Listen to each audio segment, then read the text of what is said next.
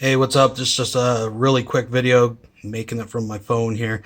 And this isn't really a video about Brett Keane or Von Helton per se. I mean, as far as Brett Keane is concerned, to be honest, I really find him uninteresting and not very entertaining. So I probably wouldn't waste the bandwidth putting up a video about him. As far as Von Helton, I honestly, I watched the first few minutes of this hangout and I turned it off. I was bored.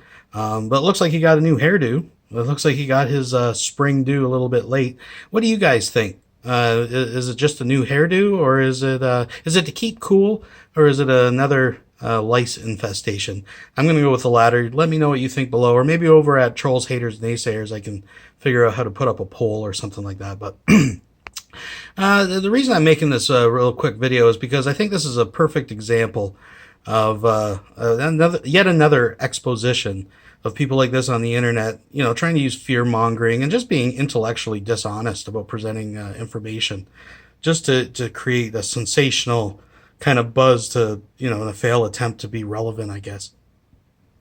But long story short, this is something I've actually heard come up a few times, and I just wanted to throw out a few points just to demonstrate how easy, just doing the minimal amount of research, that you can debunk a lot of these trumped up arguments. I guess I use the term loosely, but really this is just to fearmonger people and to possibly provoke a reaction, again in a failed attempt to be relevant, right?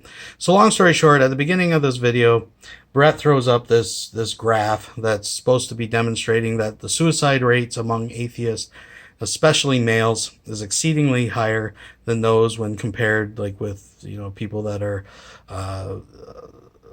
either a devout Christian, a devout Muslim, one of the mainstream religions, basically trying to make the argument, if you abandon God, you're going to become depressed and kill yourself because life means nothing, right? That's kind of the argument he's making.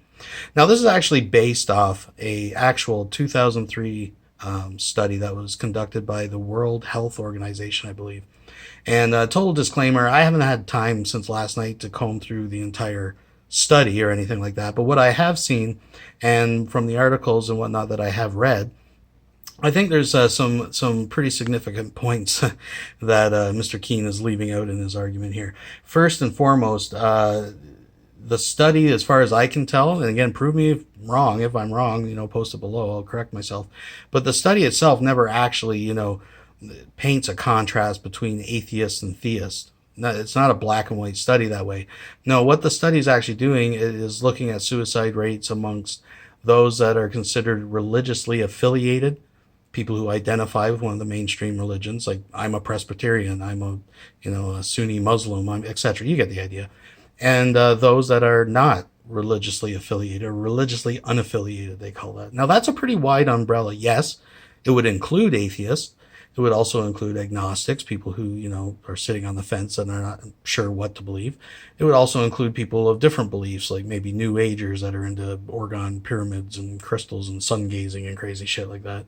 But the point is, it's a wide spectrum of people. It's not just atheists, so we would see the numbers maybe a little significantly higher.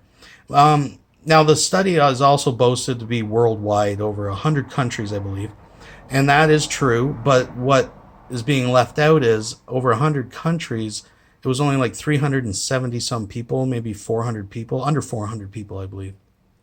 So that's a pretty small data set to be looking at in a planet that holds like 7 billion people, right?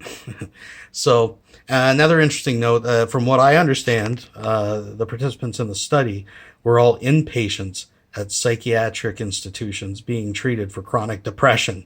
All right, so we're looking at about under 400 people that are chronically depressed in psych wards.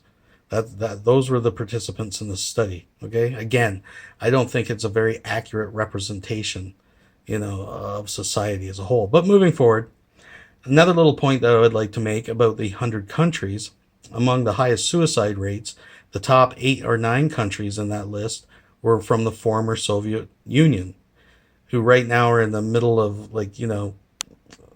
depressed economic situations. The point is, there's a lot of socioeconomic situations contributing to high suicide rates in those countries to begin with. And the last point is, and I guess this is kind of where I sum it all up, is that in that study, the countries that exhibited, or showed, I should say, the same difference, the highest rates of suicide amongst religiously unaffiliated people were in countries where they had high rates of religiously affiliated people. Now, it is a fact that suicide is linked to isolation and loneliness. Okay? So anyone who's lived in a very highly religious atmosphere. So for example, like if you grew up in the Bible Belt, somewhere that's strictly conservatively, fundamentally religious, you know the consequences of coming out and not believing the same as everybody else. Is, you're not a sheep, you're not part of the flock. I mean, your family, disowns you, your friends stop talking to you, people have lost their jobs. Now imagine living in some of those countries that are under a theocracy. I mean, you can actually be sentenced to death. So in that environment where your society is exiling you, you would expect to see a high rate of suicide amongst those people who are isolated and made to be lonely. And on top of that, we're dealing with people with mental health issues to begin with. So I just thought I'd throw that out there because I just find it intellectually dishonest and kind of disgusting that they would sensationalize something like this just to get a few more views on YouTube. It's fear-mongering. So I guess moral of the story, don't judge a book by the cover. And what do you think? Lice or not lice? That's the important question. Thanks for watching.